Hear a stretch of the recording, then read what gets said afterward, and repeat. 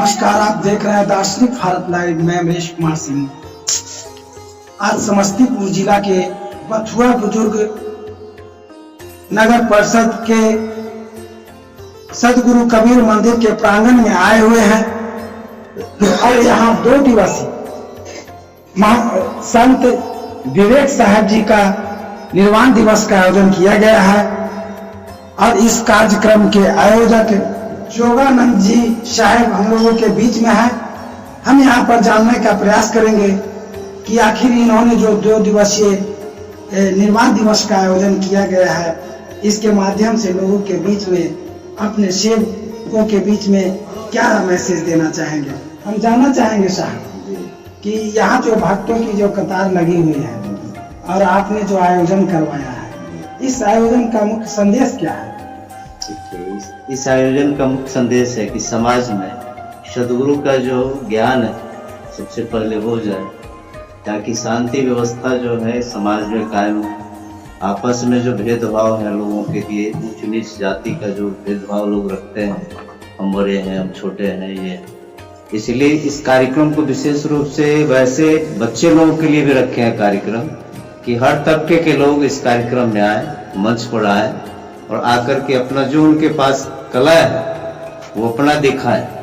उनके पास कितना सब कुछ करने का जो है जज्बा कितना है, उसके लिए भी हम मंच रखे हैं। उसमें बच्चे हैं, महिला मंच के भी कलाकार सब आते हैं, उन लोगों को समय देते हैं। 3 घंटा का प्रोग्राम रहता है।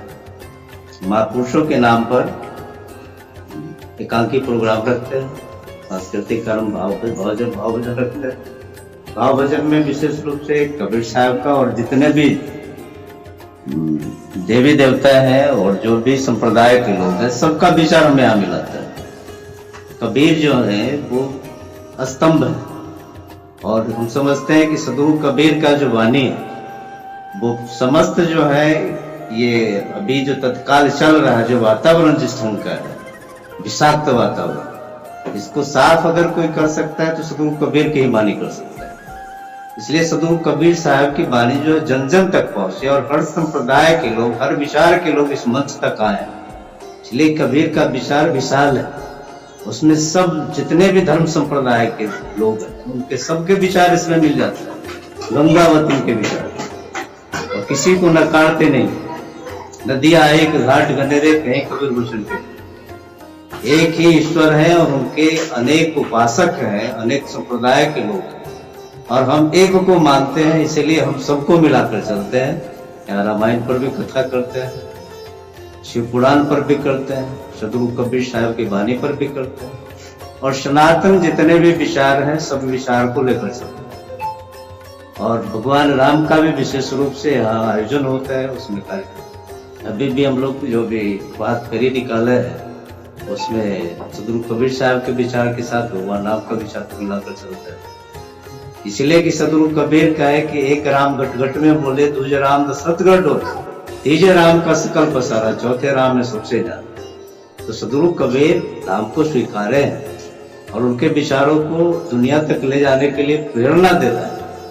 प्रेरणा से जो हम चाहते हैं कि उनका विचार जो है भगवान राम के साथ चले, सदगुरु कबीर का भी विचार साथ साथ चले और इससे दुनिया भर के लोगों को ज्यादा से ज्यादा कल्याण हो, समाज का उत्थान हो और लोगों को जागृति आए सनातन के प्रति, अपने देश के प्रति, राष्ट्र के प्रति लोग समर्पित। उसके लिए हम खास करके कार्यक्रम में जो भाव भजन होता है उसमें देशभक्ति का भी हम रखते हैं। कार्यक्रम में कुछ ऐसे प्रोग्राम रहता है जो देशभक्ति के गाने भी उसमें हम लोग चलवाते हैं, ताकि लोगों के अंदर प्रेरणा हो जो देश से जुड़े। उसके उस ख्याल में भी हम इस कार्यक्रम को चलाते हैं और प्रयास रहता है जहां भी जाते हैं, कोई भी यज्ञ होता है, सब ऋषि महायज्ञ करते हैं, उसमें सब तरह सब वर्ग के लोग लेते हैं, 7 ऋषि लेते हैं, उसमें दलित से लेकर के और ऊपर वाले जहाँ तक है सबको विचार को मिलाकर चलते हैं, उनके जीवन पर एकांकी भी करवाते हैं। और यही कार्यक्रम आप लोगों के पास देख ही रहे, छोटी फूटी जो है, बस यही विचार को। बहुत बहुत धन्यवाद साहब जी। हमारे बीच में यहाँ पर देख सकते हैं कि पटना से चल करके कबीर मिशन ट्रस्ट के संस्थापक अध्यक्ष ब्रजेश महाराज जी हैं। आइए इनसे का विचार। महाराज जी, आप इस जगह पर आए हैं, आपने क्या महसूस किया? मैं करीब 25 वर्षों से इस जगह पर आ रहा हूँ। सदगुरु कबीर साहब की वाणी के गुरु गोविंद दोनों खरे काको लागू पाए, बलिहारी गुरु आपने गोविंद जो लिखा है। तो ऐसे गुरु का यहाँ पर यह स्थान है, यहाँ पूरी दुनिया में एक अपना महत्व दिखा है। आज पूरी दुनिया के लोग सदगुरु कबीर साहब को मान रहे हैं गुरु, क्योंकि गुरु का बखान उन्होंने जो किया शायद ही कोई किया होगा। और उन्हीं के मतलब समकक्षी कहा जाए सदगुरु कबीर साहब का अनेक संत महापुरुष हुए हैं, जिन्होंने भी कहा कि सब संतन सिरताज, सभी संतों में सदगुरु कबीर साहब का सिरताज। और मैं तो भगवान जी का ये मूर्ति लगा हुआ है महाराज जी का, ये विवेक साहब जी का है। मैं 1986-87 से 1992 तक मैं इनके सानिध्य में था।